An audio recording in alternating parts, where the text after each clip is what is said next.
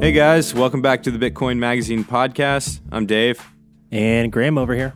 Today's episode is going to be a little bit different. We're talking with Leo Weese, president of the Hong Kong Bitcoin Association, about the protests that have been happening in Hong Kong since April.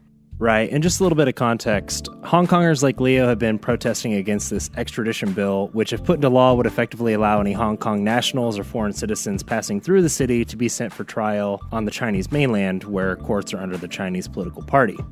If you didn't already know, Hong Kong acts as sort of a pseudo-sovereign state, separate from China, which Leo will help explain. But basically, this bill is a big deal. And freedom, liberty, sovereignty, these are all different values that Hong Kongers feel could be threatened if this bill is passed into Chinese law. So without further ado, here's our interview with Leo Weese.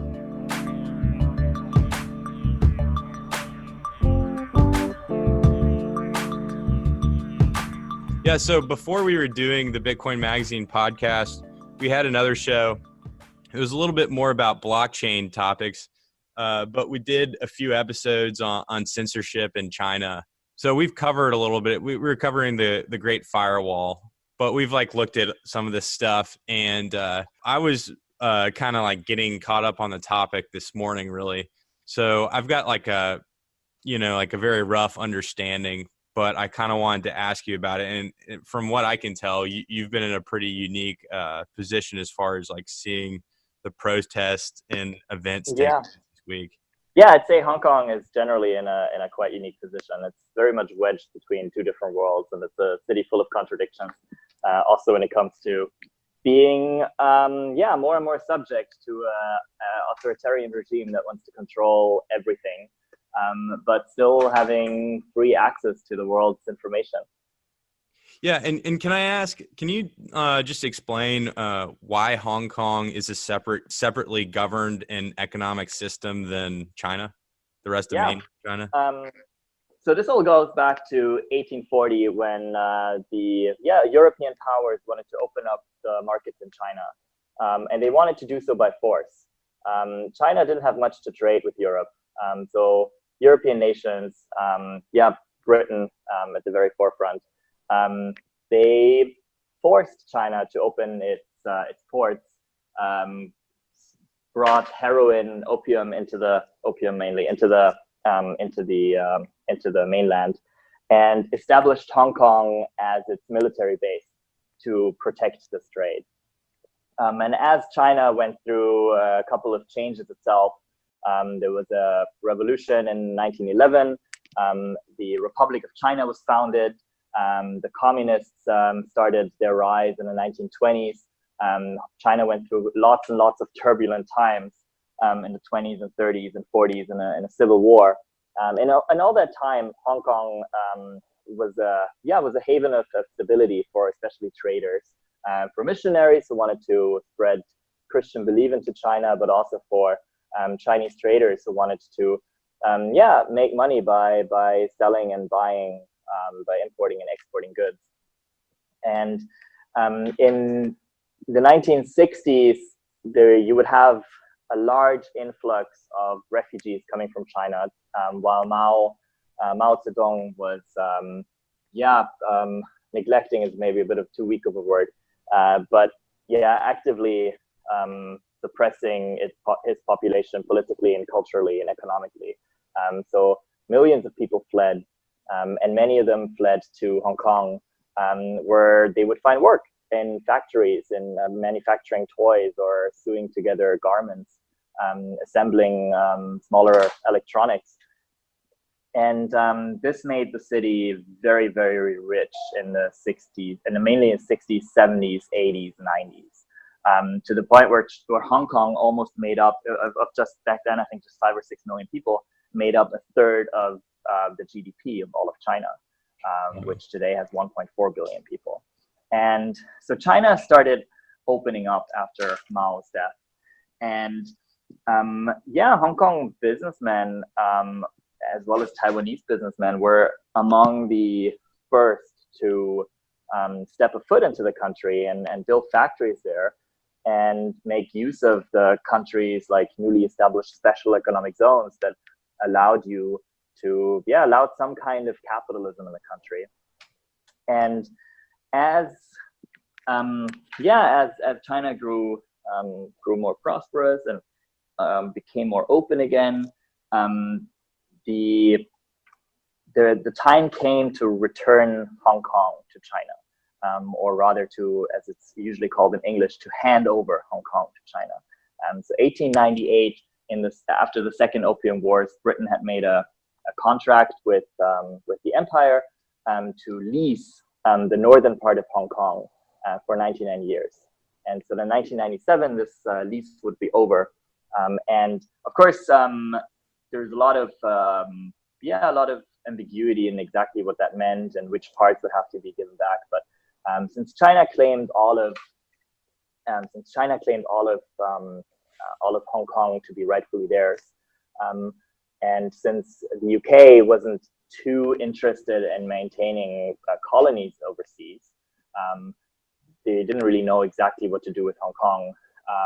Margaret Thatcher and Deng Xiaoping did decide on some kind of agreement that would,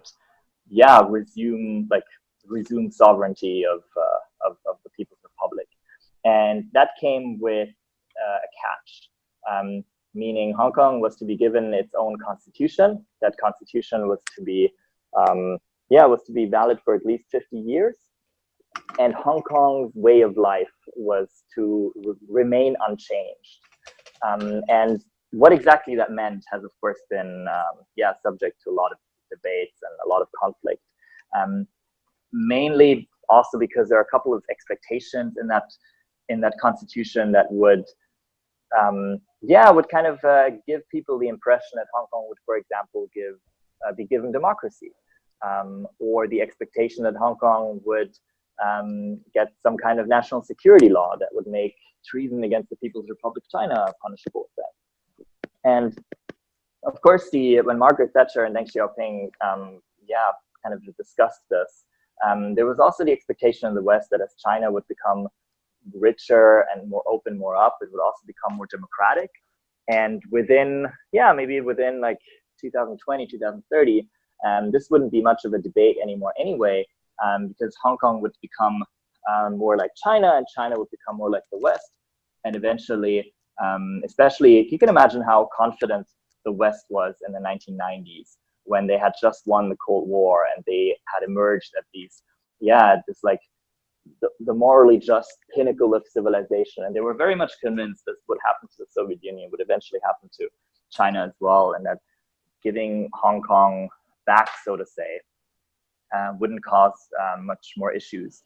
But now we are at the point where Hong Kong people feel like they are not Chinese, that they have their own identity, that they want to determine their own fate. They do want to be able to elect their own rulers. They do want to keep their freedoms. They want to keep their freedom of speech, their freedom of association, their property rights, their rights to travel, and they want China to sort of keep its promises that China made in those agreements, and especially in this constitution. But what China wants, and this is especially true for the last 5 years, where China has not only asserted more and more control over itself, over its own citizens, but also over Taiwan, over Hong Kong, over its immediate neighbors like the Philippines or Vietnam, and has even started to influence like European politics or politics in New Zealand or Northern America.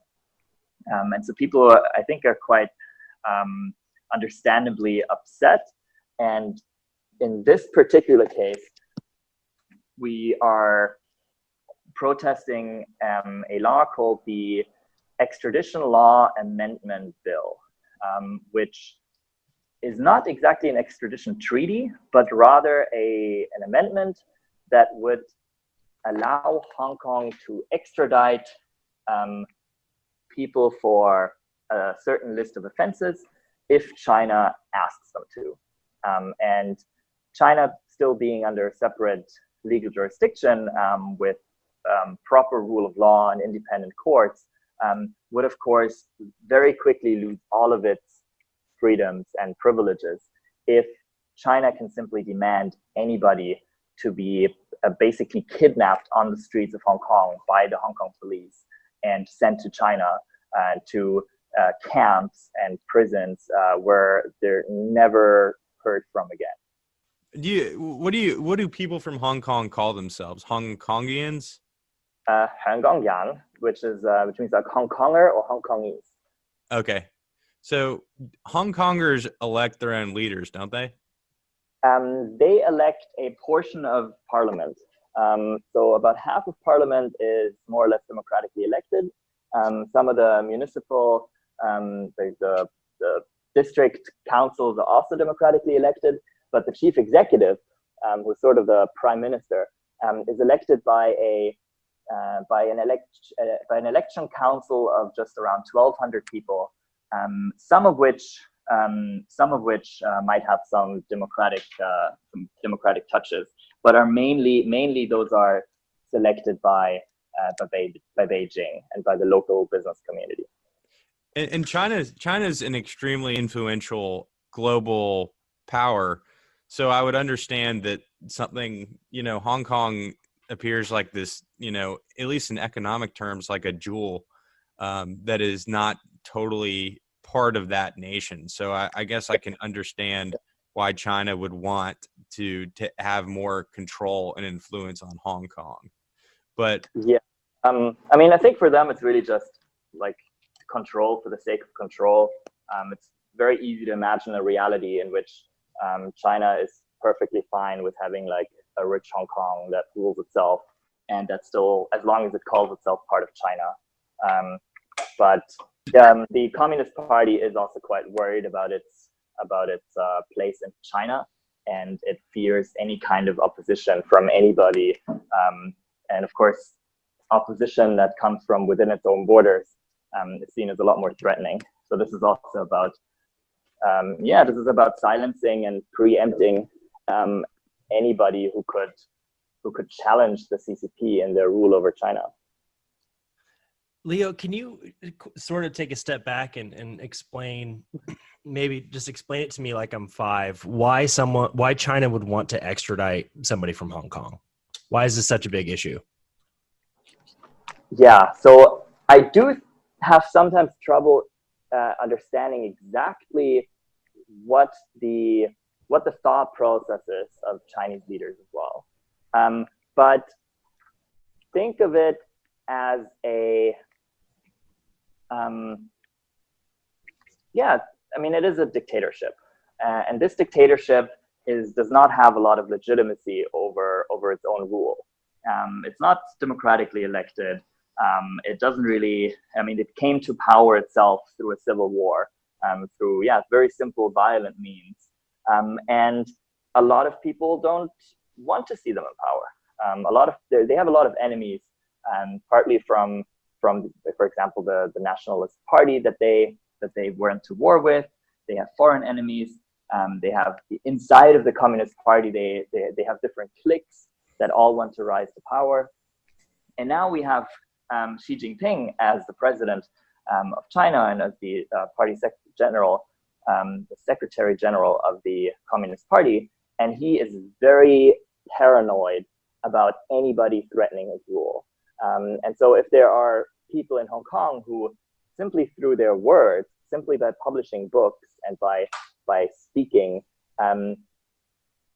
create a following or have the charisma to potentially lead protests or lead labor movements that would threaten the party's rule, then that's something that needs to be avoided at all costs. And it's easy for the party to simply throw anybody in jail in China as they see fit already, and they would very much like to do that with all the Chinese dissidents, all the people that could threaten their power, no matter where they are in the world. And the fact that there is a little island just outside of their influence area that theoretically is part of their own country, that does not formally submit to this control, it's a big embarrassment. It's something that they probably also don't really, they probably consider this a big mistake that they ever agreed to this. And so now they want to turn that around, and they want to they don't want anybody to be able to voice opposition to their regime from within China, which means from within Hong Kong. Leo, and can you tell us what the current atmosphere in Hong Kong feels like right now? So over the last week, we had intense protests, probably the largest protests since the handover on Sunday. So on Sunday, June 9, we had about 1 million people marching in the street, and 1 million people out of a population of 7 million is a very impressive number. You can imagine how the subway system, the highly efficient subway system, completely collapsed under these numbers. How 1 million people that try to stretch along a 4, 5, 6 kilometer long road simply clogged the entire city for all of Sunday. And the response of the government to that was, we will go ahead. We do not hear your voice, and we will go ahead with this bill. So at this point, this hope that people felt being in this large crowd protesting this bill and protesting China turned into partly resignation, partly frustration, partly anger, and so now people start talking about different things. They no longer talk about just marching on the street, but they talk about blocking the government building, or they talk about a general strike. So on Wednesday morning, when the bill was supposed to be read in Parliament, Parliament still has to approve, even though Parliament is more than 50% pro-government and more than 50% appointed by Beijing. There is a 48 or something percent opposition that is partly democratically elected. There aren't that many government parliamentarians that you need to convince to not vote for this. So people started surrounding the government offices on Wednesday, June 12th.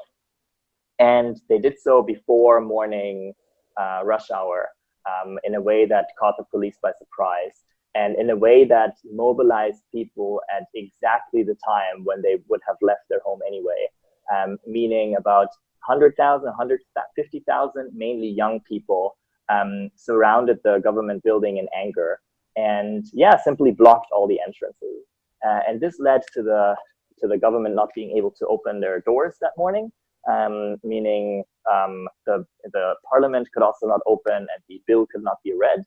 And as the police tried to clear the area in the afternoon with firing rubber bullets and bean bags and 150 rounds, I believe, of tear gas into the crowd, people would simply not leave. And towards the evening, as people got off work, the crowds got even bigger.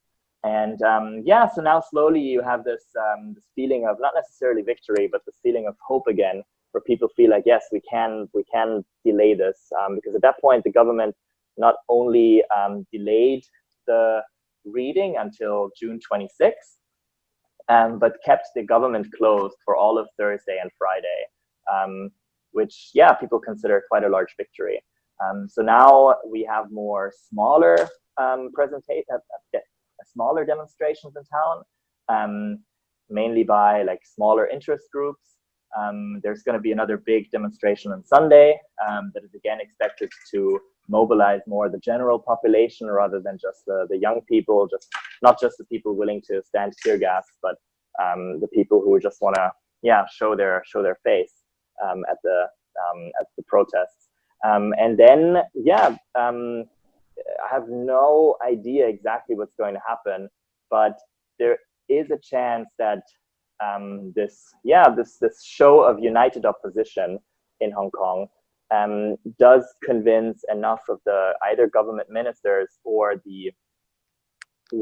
some of the government parliamentarians to either withdraw their support for the bill or to no longer keep pushing for it. And if the bill is delayed until around June 11, then Legislative Council will go into recess for the summer, and then the bill is very likely dead. And so a lot of the voices we heard now from pro-Beijing politicians or so-called heavyweights, or simply the tycoons have been a little bit confusing. Of course, there's lots of rumors. There's always a question of what does China really want with this, and then how much are they willing to push. People are currently very carefully optimistic that this bill could be withdrawn, or that they could simply be powerful enough to delay the bill until a point where it no longer, will no longer be pushed. And who are the special interest groups who make up the protests? I'd also, and after you tell me that, I'd also like to know about just genuinely the people who are making up this protest. Yeah, so on June 9, when you had 1 million people on the streets, you can really assume that the population is like quite well represented. You have like old people, you have young people, you have business owners, you have lawyers. The special interest group, like today, is a demonstration of mothers. You could call them a special interest group.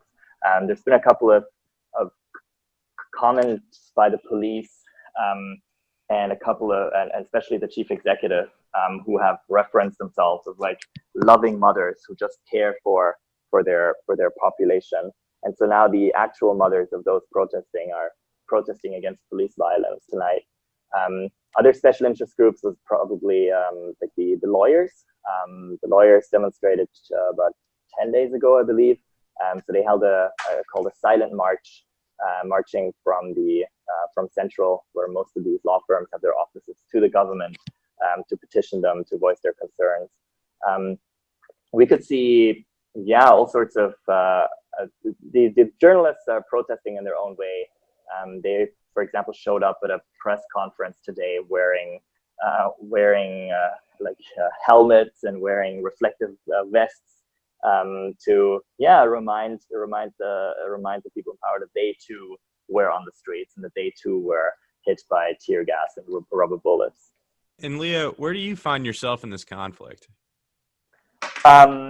So the Bitcoin community in Hong Kong, I would say, is largely united behind these protests. There are a couple of businesses who have come out in quite strong opposition to this law. A few others have simply given their employees the choice of whether they want to work that day or not, or whether they want to protest. And so for our community, of course, we're very much concerned of this law as well. We're very much concerned of Hong Kong losing its special status. I think the status quo has served the Bitcoin community incredibly well. And especially the predictability of law is what keeps us here. Hong Kong is quite unique in the world in that it has a very predictable and easy to understand approach to Bitcoin. Bitcoin is a virtual commodity here. It can be legally traded. It can be legally owned. Business can make use of it in any way they want to see fit, without having to apply for special licenses or without having to worry about taxation issues too much. It fits in really relatively well.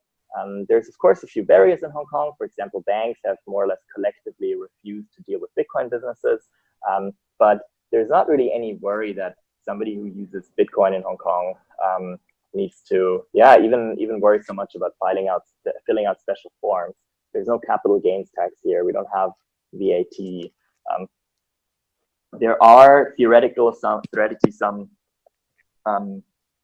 KYC and AML requirements for general commodities too, but they are far less strict than that for money.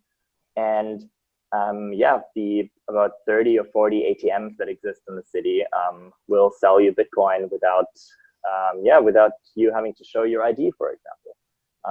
And if now Chinese law is applied in Hong Kong through the use of such forced extraditions, then of course we need to suddenly worry about what the legal situation of Bitcoin is in China, and nobody knows anything about that. Do you see this might be a stretch, but do you see Bitcoin as a method for protest against this issue? No, not so much as a direct issue of protest. I do think Bitcoin is an important tool for these people as well, to keep accepting donations for their supplies, to keep their savings outside of a banking system that can just easily turn against them. It's a very practical tool for people. But what matters for people on the streets is more the ability to quickly communicate with each other, the ability to not fall asleep, and lucky weather. The money is not so much an issue for these protests. I do think there's some. So in this case, in this protest, I think the banks have been surprisingly favorable of the status quo. Not so much that they openly support the protesters, but they have not come out in support of this law. And some of the major banks, including HSBC and Standard Chartered, have sort of low-key signaled that they are okay with their employees going to protests. But of course, the Chinese government is very much propped up by its banking sector. And I have seen reports of people withdrawing cash in large numbers from mainland Chinese banks. So people who had bank accounts with mainland Chinese banks would close them or would withdraw their cash. So that's something where Bitcoin can be an interesting alternative for those, or simply where we're just reminded of the fragility of any kind of banking system that can easily be brought down by a bank run. We've also seen people queue up at subway ticket stations, subway ticket machines, because they didn't want to use electronic payments to purchase their tickets, because this purchasing history could later be used against them to prove that they took part in some kind of illegal protest. And so we're very much aware of the fragility of the banking system and Bitcoin as an alternative to storing your wealth, as well as Bitcoin as an alternative to making anonymous transfers. But I don't think it's being used on a large scale by these protesters, and it's not something they're currently worrying about. They're worrying about how to build barricades and how to resist tear gas. And I understand the app Telegram has been used a lot as a method for communication and organization for these protests over the last week. Could you talk about that? Telegram has proven to be a very efficient tool of communication, similarly efficient as Twitter, but not as open, not as much in the public. Telegram has been proven to still work even when the internet is very slow. You can imagine when 150,000 people surround a government building, that the cell phone masts in the area are quite overwhelmed. And Telegram is often one of the last apps that's still working. So even if you just have 2G internet, you can still catch up with your Telegram chats, and you no longer can catch up with Signal, and you can no longer catch up with WhatsApp, for example. WhatsApp also has like a limitation on group size. And I think the fact that these groups are encrypted in WhatsApp matters very little to these people, because in a group of 250 people, or when you're looking at Signal, you have groups with 1,000 people, 10,000 people. Encryption doesn't really matter. You have 10,000 people in a group, somebody is going to be a mole. There's too much of a risk that these one of 10,000 people is going to be arrested or lose their phone on the street, and suddenly a police officer gets to see the chat. And what matters here is that the police should not be able to see who is in the chat. And in WhatsApp, it's very easy for police to see that because everybody's just listed with their phone numbers, and same in Signal. But in Telegram, that's not the case. In Telegram, you can hide your phone number from even your contacts, and you can refuse to sync your contacts with the cloud, which you also cannot do in WhatsApp. And then you can just give somebody, even somebody you've never met, simply your Telegram username. They can add you to a group, and you're now part of a communication network, without being at risk of the admin or any other member ratting you out to the police. Yeah, and from what I understand, also Telegram experienced a DDoS attack in the Hong Kong area this week too. Yeah. So that did impair service a bit more than like the cell phone service did. But for example, for me, it worked relatively well. I do think Telegram responded to that quite well. I did hear complaints that people can't open it, but on a large scale, I would argue that the DDoS attack failed. And I read that one of the group organizers for I believe it was a Telegram group, was tracked down by the police, and he was not even taking part in the protests, but the police entered his house and. Yeah, and I'm not 100% confident that I know how this person got caught, but I do assume it was through the phone number. So somebody would have their phone number in their address book, or their phone number was visible to everybody, and now the police arrested them. And so the police did also now force them to hand over the phone numbers of other people in the group. And I think it's quite important that this admin is not able to do that. Like, for an efficient messaging system that can be used in such mass protests, the users also have to be sort of protected from the admin. And yeah, it's probably good news that the police isn't able to figure this out themselves, who is in the group. And I very much hope that the admin wasn't able to like turn over a large number of the members, because as we've seen in the past, these trials are not necessarily fair. They are, they're quite problematic, to the point that 2 people charged with rioting in 2016 have been granted asylum in Germany this year or last year. Meaning, somebody in the German ministries that decide on these asylum cases was convinced that these activists would not receive a fair trial in Hong Kong. Wow. On your Twitter, you've been giving advice to people similar to what you're talking about now, about what people can do if they're organizing to keep their communication private. Yeah, absolutely. I believe privacy is a very basic human right. The freedom of speech and the ability to communicate is vital for the functioning of any open society. And so spreading the knowledge on how to protect yourself online is something that I'm quite passionate about. And these are different topics and different scale protests, certainly. But I was thinking, when I was reading about this morning, I was thinking about the Arab Spring and how important social media was in that. And I don't know if you have made that comparison, or if you could sort of maybe contrast that.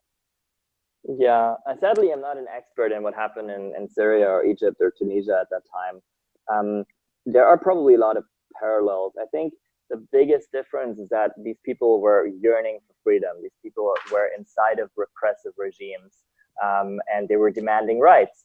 And Hong Kongers are inside of a relatively open and liberal regime. They're in some of the freest economies in the world, and I do think, in general, they enjoy a very high degree of personal liberty.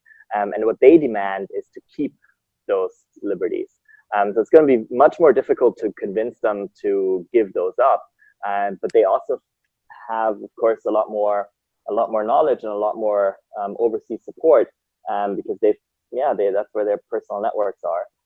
And Hong Kong does not have censored internet. These people do not need to first figure out how to jump the Great Firewall. They do not.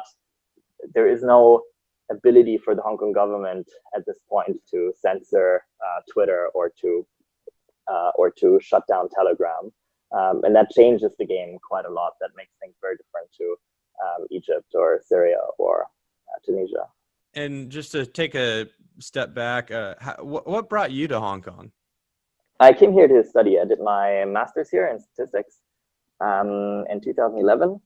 And shortly after, started organizing the Bitcoin meetups here in Hong Kong, which have now turned to the Bitcoin Association. It's been 8 years for me in Hong Kong. Quite exciting years.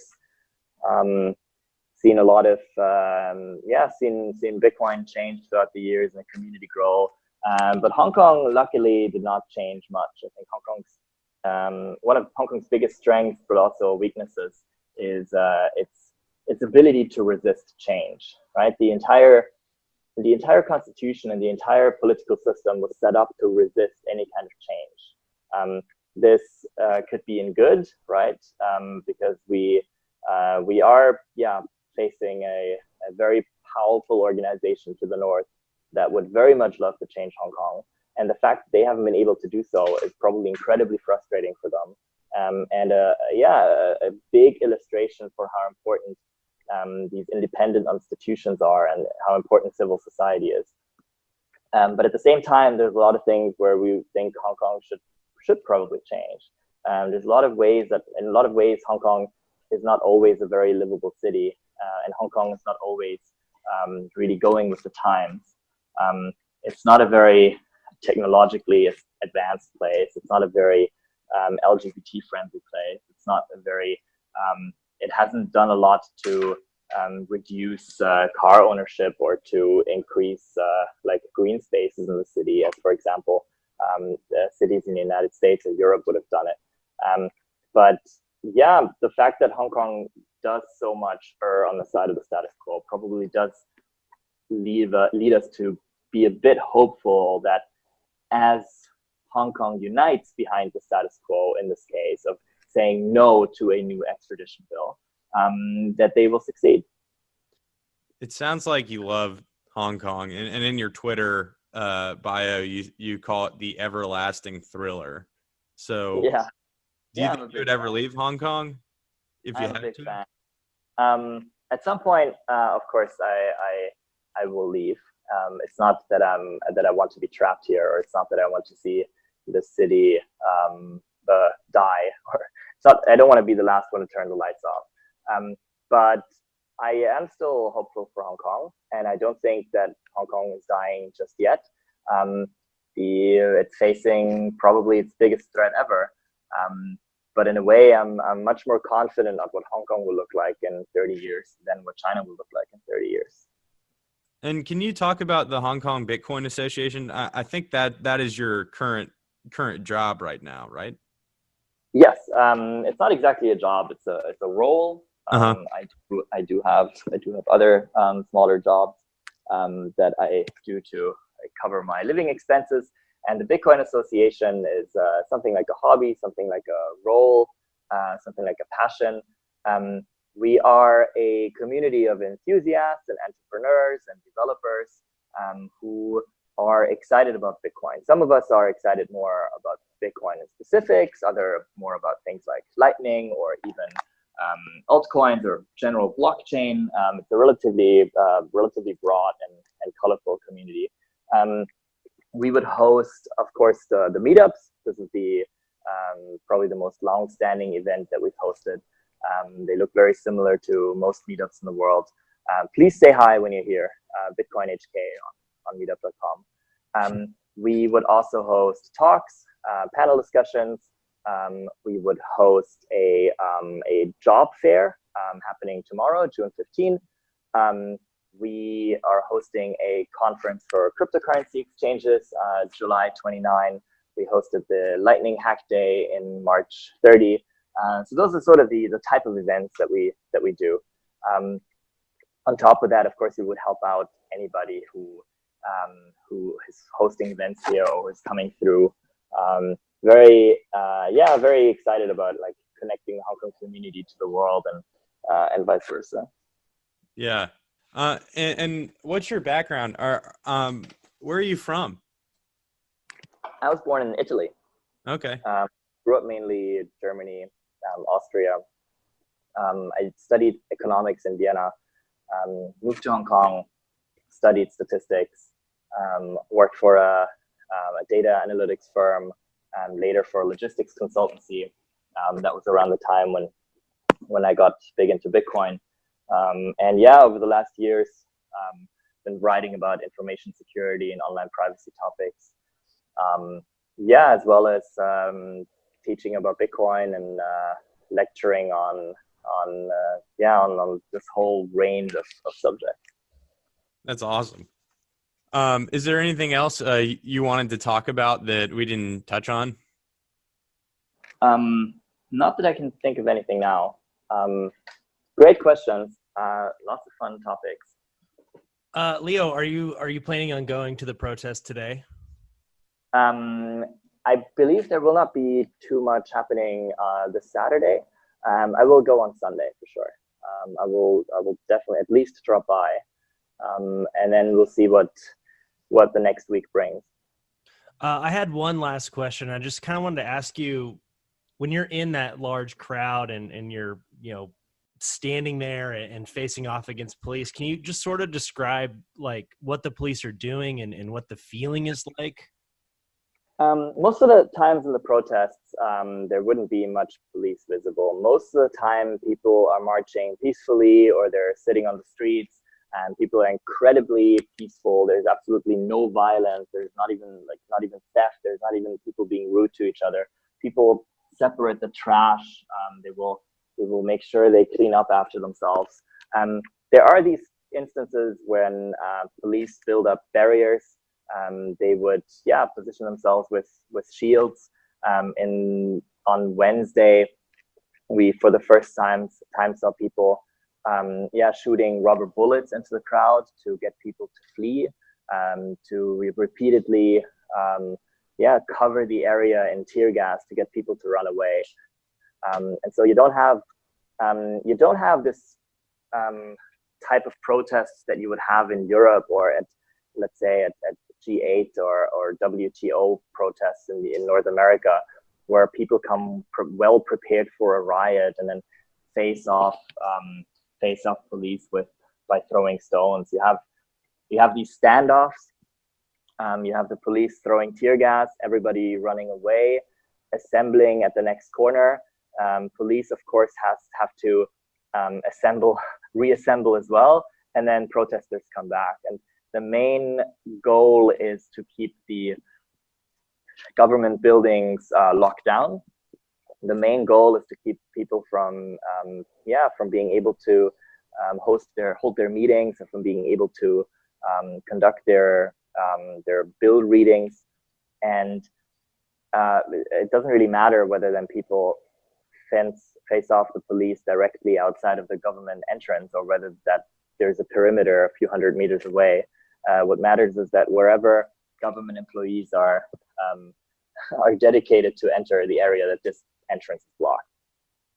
And during these protests, when people are out and they're standing together, I imagine there people are chanting, or there's there are pickets. What are people saying? I think if I pronounce it right, the protest slogan for Wednesday has mostly been "Tik Moy," sort of repeal the bill. Tik Moy, I think Tik Moy, repeal the bill. So they would scream repeal the bill, to not bring the bill forward. The protest slogan, the dominant one for 2014, would have been I want universal suffrage. Much less catchy. But then there are a couple of others. People, of course, call the police names. They would accuse the police of being triads, or they would ask for the chief executive to step down. Those are sort of the things that I pick up. Okay, cool. Thanks so much, man. I really appreciate you talking to us. I know it's late over there. Yeah, very happy to talk about this. Thank you for helping spread the word about Hong Kong. Yeah. In addition to Bitcoin. Well, just your willingness to talk to us is very heroic. So we really appreciate that. We look forward to seeing you at Bitcoin 20. Yeah, looking forward to seeing you in San Francisco. What, 9 days, 8 days? And we will definitely buy you a beer. Yeah. Awesome. Awesome. Can't wait. All right. Take care, man. See you there.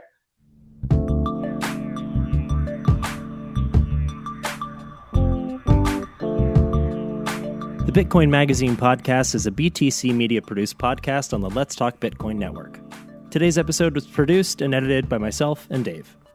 Theme music provided by Billy Sly from the Crypto Cantina. And a very special thanks to our guest, Leo Weese. Be careful over there in Hong Kong in the protest and travel safely to Bitcoin 2019. We'll see you soon, buddy. Visit bitcoinmagazine.com for more in-depth news, analysis, and resources about the most successful peer-to-peer currency. And make sure to follow us on Twitter @BitcoinMagazine. You can find more engaging crypto podcasts over at letstalkbitcoin.com. You can follow them on Twitter @the LTB Network for all the latest episodes. Be sure to subscribe to the show on the Apple Podcast app, Spotify, Google Play, or wherever else you listen to your podcast. And you can even find us on YouTube, so make sure to subscribe to us there. If you've got the time, please leave us a review. It really, really helps the show, and you already know that. Again, guys, thanks for tuning in, and we'll see you next week.